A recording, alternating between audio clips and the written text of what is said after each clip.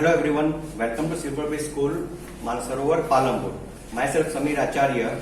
Today we are going to learn the chapter 10, Kabaddi, Standard 4, EVS. So here is a picture of Kabaddi. The girls are playing, you can see over here. So ये आपने देखा होगा, observe भी किया होगा कि जब कबड्डी खेलते हैं तो इस तरह पोजीशन होती है. कबड्डी आउट आउट और द गर्ल्स शाउटेड लाउडली. जब कबड्डी हम खेलते हैं तो जब चिल्लाते हैं आउट आउट और द गर्ल्स शाउटेड लाउडली, यानी कि जोर से बोलना पड़ता है. Kabaddi hold from here. Kabaddi hold from the leg hold her leg. ये बोल रहे हैं कि कबड्डी बोलना है जब ऑपोजिशन जो आता है प्लेयर तो उसको लेग को वहां पे होल्ड करना पड़ता है, टच करना पड़ता है.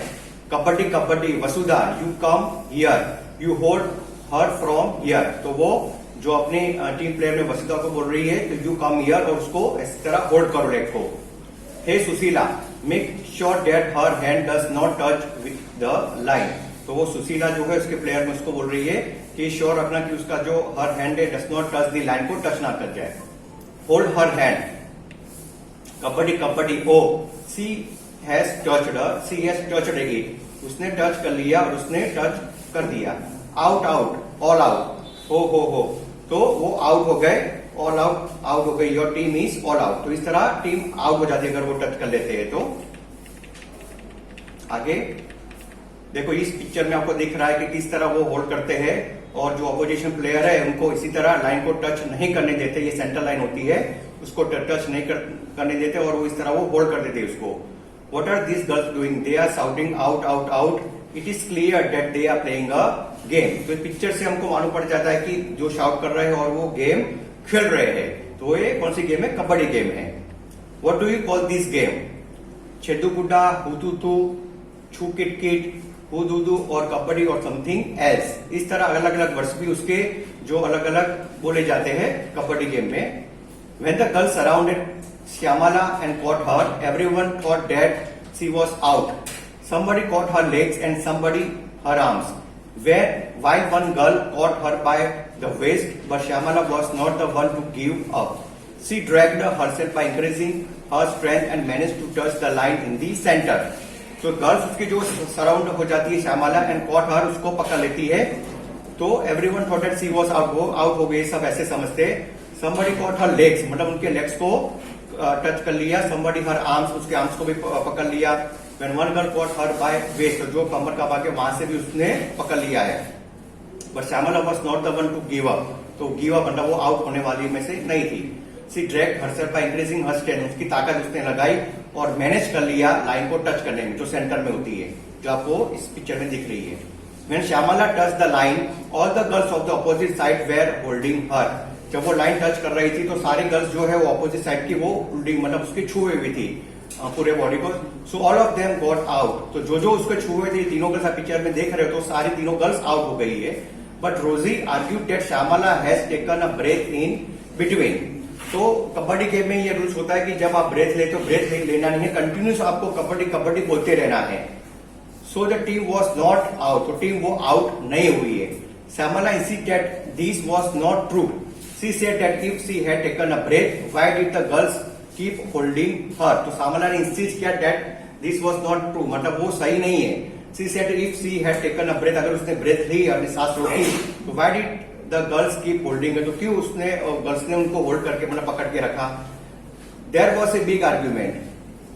Finally Shyamala won. तो इस तरह आर्ग्यूमेंट हुई और जो उनका डिसीजन आया कि फाइनली जो श्यामला थी वो विन हो गई, मतलब जीत गई. ओके आगे. तो आगे इधर क्वेश्चन है how many players are there in a kabaddi team. तो कबड्डी टीम में कितने प्लेयर्स होते हैं? तो there are 12 players in kabaddi team, मतलब इस टीम में 12 प्लेयर्स होते हैं. 7 players play at a time. 7 players उसमें एक ही टाइम पे खेल सकते हैं. एंड 5 प्लेयर्स आर रिजर्व, मतलब वो एक्स्ट्रा होते हैं, रिजर्व होते हैं. Second, how many players got out when Shyamala touch the centre line. तो when Shyamala touch the centre line all the players of the opposite team got out. जब श्यामला ने touch किया तो जितने भी उसको जो प्लेयर्स उसने टच किया था वो सारे लोग आउट हो गए. Third one, how do you resolve the dispute during games. मतलब आपको कोई भी अगर गेम खेल रहे हो, अगर डिस्प्यूट यानी कुछ आर्ग्यूमेंट होता है कि आउट है कि नहीं, तो ये किस तरह सॉल्व होता है? तो when we have the dispute during games we ask our elders to help and finally the one who is correct उसको फिर जस्टिस मिलता है। जो करेक्ट है, जो सही है, उसको ही फिर वो जस्टिस मिलती है कि वो सही है, मतलब आउट है कि नहीं। So this is what a game of kabaddi is like. Snatching and pulling happen, someone is caught, that is shouting also. जब हम कबड्डी गेम खेलते हैं तो उसमें स्नैचिंग एंड पुलिंग यानी कि खींचना होता है, खींचना और पुलिंग करना होता है। Someone is caught, there is shouting, और शाउट भी होता है, उसमें चिल्लाना भी पड़ता है। This is a game of bravery and it has many rules. ये जो गेम है वो बहादुरी का गेम है और इसके रूल्स भी कई होते हैं। What does one do when one takes turn in kabaddi? He she keeps on saying kabaddi kabaddi continuously. They have to hold their breath until they are coming back in their positions. जब हम kabaddi game खेलते हैं तो आपको continuous kabaddi kabaddi बोलते रहना है without, मतलब उसमें कोई ब्रेक लेना नहीं है। They have to hold their breath until they are coming back in their position. जब तक वो वहां पे जा रहे ऑपोजिशन साइड पे, तो तब तक उनको बोलते रहना है। जब तक वो लाइन को टच करे सेंटर की, तब तक उनको कंटिन्यूस बोलना है kabaddi kabaddi. When you are taking your turn, be careful. You have to use your body and mind too. अगर आपका टर्न आए तो आपको सावधान रहना है। You have to use your body. आपकी बॉडी को यूज करना है और माइंड मतलब आपका दिमाग से भी काम लेना है। You have to pay attention all around. आपको चारों दिशाओं में आपका अटेंशन होना चाहिए। When you touch the line of other team, take care that nobody from that team will catch you. When you touch the line of other team, अगर आप दूसरी टीम की लाइन को टच कर रहे हो, take care that nobody from that team will catch you. तो आपको कोई कैच ना कर पाए, कोई आपको पकड़ ना ले। How much you have to be careful? कितना आपको केयरफुल होना चाहिए कि जब तक आपको कोई टच करता है, आपको कोई अगर होल्ड करता है, तो आपको कबड्डी कबड्डी कंटिन्यूस बोलना है और आपकी जो लाइन है सेंटर लाइन वहां पे छूना है। Hold your breathing saying kabaddi kabaddi, how many times could you से इट? इतना ही बार बोलना है, मतलब ये कंटिन्यूस आपको बोलते ही रहना है जब तक आपको सेंट्रल की लाइन छू ना लो। When you go to play kabaddi, focus your attention on your legs, arms and eyes. You will notice the good coordination of all this body parts helps you a lot. अगर आप kabaddi game play कर रहे हो तो आपको focus रखना है, attention on your legs पे भी रखना है, आर्म्स एंड आईज, आपके दोनों मतलब आर्म्स पे भी ध्यान रखना है, आईज पे भी नोटिस करना है, लेफ्ट राइट एवरीथिंग। जो good coordination of all this body parts help you a lot. आपका जो बॉडी का जो गुड कोऑर्डिनेशन होना चाहिए, तो इसी तरह आपको गेम में विन भी कर सकते हो। Think and tell, here are some of the question, you have to answer it. What does it mean to be out in kabaddi? When does one get out in the game? अगर कबड्डी हम खेलते हैं तो कौन कौन से 3 वेज है जिससे वो आउट हो जाता है? तो if he stop by the opposition players while on his move, first point है। Second, if he touches opposition player and the opposition team could not stop him, अगर ऑपोजिशन प्लेयर टच करे उससे पहले हमको उसको स्टॉप करना है। Third, if he loses breath, अगर वो ब्रेथ उसकी जो लॉस हो जाती है बीच में से तो भी वो आउट हो जाते हैं। Second, in some games those who are having their turn they touch others. In some games they go to find the players. Which are the such games similar to this? तो इसी तरह की game जो जिसमें आपको touch करना है और जिससे वो आउट हो जाए, तो ऐसी बहुत सारी गेम होती है। जैसे आप देखते हो कि छुपम छुपाई होती है, पकड़म पकड़ी होती है, आर्म रेसलिंग होती है। तो ये सारी जो गेम है, आप जब खो खो भी होता है जिसमें आप अगर ऑपोजिशन प्लेयर को टच करते हो तो आउट हो जाता है। What other games do you play? What do the player have to do with it? कौन कौन सी गेम्स आप दूसरे खेल रहे हो? तो इसके अलावा आप लिख सकते हो, इधर you can write your own answer. Cricket है, फुटबॉल है, वॉलीबॉल है, तो ये सब game you can write over here. Next, okay, in this picture you can see the name is Karnam Malleswari. Karnam Malleswari is a weight lifter. वो वेट लिफ्टर मतलब जो हम वेट लिफ्ट करते हैं ना, जो वजन उठाते हैं, उसके बारे में उसकी वो she lives in Andhra Pradesh. वो आंध्र प्रदेश में रह रही थी। Her father is a police constable. जो उनके फादर थे वो पुलिस कांस्टेबल में जॉब करते थे। Malleswari started lifting wait when she was 12 years old. Malleswari जो ये गर्ल है, उसने वेट लिफ्टिंग करना शुरू किया था जब वो 12 इयर्स ओल्ड थी, मतलब 12 साल की थी। Now she can lift a weight of 130 kilograms. अभी वो 130 किलोग्राम्स का वेट लिफ्ट मतलब उठा सकती है, वजन उतना।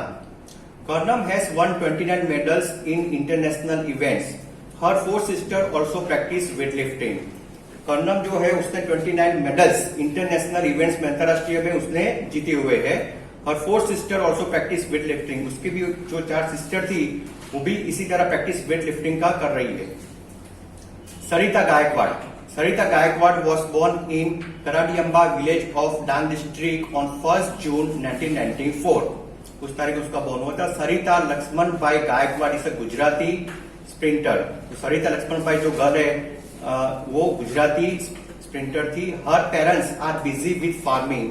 तो उनके जो पेरेंट्स थे वो फार्मिंग में मतलब वो खेती कर रहे थे. She specialised in the 400 metre running race and 400 metre hurdles. तो जो स्पेशलाइज थी उसकी जो 400 मीटर रनिंग रेस जो होता है, जो बीच में हर्डल्स होता है उसको जंप करके आपको करना पड़ता है, तो वो उसमें स्पेशलिस्ट थी. She won gold medal in women's 4x400 metres relay race at the 2018 Asian Games. Gujarat government has selected her as a brand ambassador for Beti Bachao अभियान.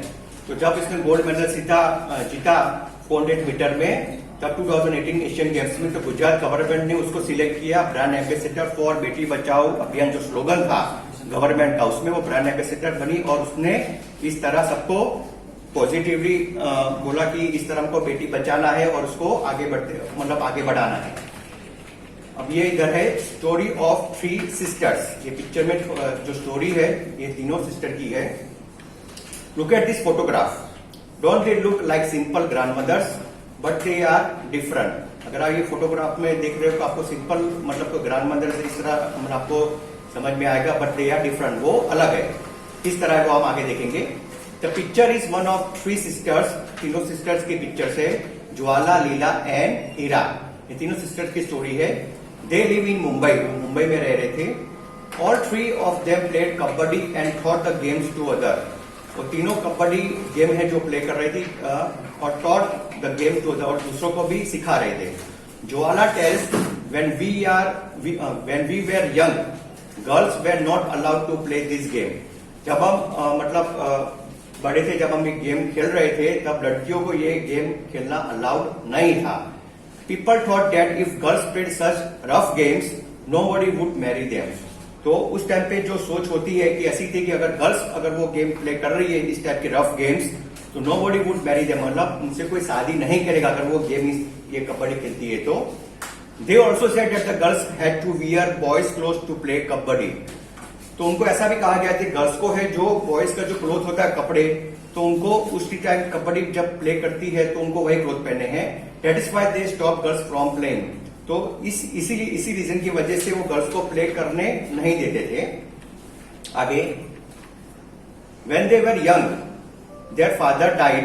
देयर मदर एंड 2 मामास जो मैटरनल अंकल्स है brought them up. Both uncles used to play kabaddi and kho kho. They are encourage the 3 girls to play kabaddi. जब वो young थी तो उनके जो father थे वो डैड यानी गुजर गए थे. देयर मदर एंड 2 मामा जो उनकी मदर थे 2 मामा थे उन्होंने उनको बड़ा किया. Both uncles used to play kabaddi and kho kho. तो उनके जो दोनों अंकल थे वो मामा थे वो कबड्डी और खो खो खेल रहे थे. They encourage the 3 girls to play kabaddi. उन्होंने एनकरेज किया उनको इस तरह सिखाया कि आपको एक गेम खेलनी चाहिए. Jwala and Leela talk about their experiences. Jwala और लीला ने अपने बारे में जो उनका जो एक्सपीरियंस था गेम खेलने का उन्होंने डिस्कस किया. Almost 50 years ago, when we started to play kabaddi, girls never got a chance to play this game. Almost 50 years 50 साल पहले जब हमने ये खेलना शुरू किया kabaddi, girls never got a chance to play this game. Girls को चांस नहीं मिलता था ये गेम प्ले करने के लिए, जैसे हमने आगे डिस्कस किया. Parents did not let them to play the game. तो पेरेंट्स उसको अलाउ उनके नहीं कर रहे थे ये गेम प्ले करने के लिए. But we always felt that we should play and my uncles and mother supported us. But हम यही सोचते थे रोज कि हमको ये गेम खेलना चाहिए. And my uncles and mother supported us. जो हमारे अंकल थे जो मामा थे वो भी हमको सपोर्ट कर रहे थे और हमारी मदर भी. We 3 learned the game and some other girls also joined us. जैसे हमने गेम खेलना शुरू किया जब हम सीख रहे थे तो अदर गर्ल्स ने हमको ऑब्जर्व करके वो भी हमसे ज्वाइन हो गई. We formed a kabaddi club which is active even today. हमने कबड्डी क्लब मतलब वहां पे खोला और जो अभी भी चालू है, वो एक्टिव है, मतलब वो अभी भी वहां पे लोग जाते हैं और सीखते हैं। रिमेम्बरिंग दोज डेज, रिमेम्बरिंग मतलब जो उनके जो दोस्त डेज थे पहले के, वो याद कर रहे हैं। Leela and Hira still remember those days, Leela और हीरा जो दो सिस्टर, उनको अभी भी वो दिन याद है। They tell how they won some matches which they were about to lose, उन्होंने ये बोला कि किस तरह उन्होंने मैच विन किया, जब वो हार रहे थे तब तो भी उन्होंने मैच विन में मतलब वो पोजीशन पे ला दिया था। Once they were went to a big city to play a match, उन्होंने एक बार बड़ी सिटी में, जो बिग सिटी होती है, वहां पे मैच खेला। Leela tells the match had to start at 6:30 in the evening, match मतलब जो स्टार्ट होती है उसका टाइमिंग था 6:30 PM मतलब इवनिंग में। We went to see a movie, तो हम मूवी देखने भी चले गए थे उस टाइम पे। As soon as movie started, जब तक वो मूवी स्टार्ट होती, we notice some noise and disturbance, हमने नोटिस किया कि वहां से जो मतलब डिस्टर्बेंस आ रहा था, आवाज आ रही थी। It was created by our mama, तो वो जो क्रिएट किया था वो हमारे मामा ने क्रिएट किया था। Who was looking for us in the hall with the torch, जो हमको मतलब सर्च कर रहे थे हॉल में टॉर्च के जरिए कि हम कहाँ पे बैठे मूवी में। When he found us, he gave us big scolding, तो जब उन्होंने हमको मतलब ढूंढ लिया तो he gave us big scolding, मतलब उनसे हमको बहुत डांट पड़ी। तो इसी तरह उन्होंने अपनी स्टोरी बताई कि किस तरह जो उनकी जो रिमेम्बरिंग दोस्त डेज थे, वो इसी तरह उन्होंने अपना स्टोरी की। तो we can see in part 2 worksheet. Okay.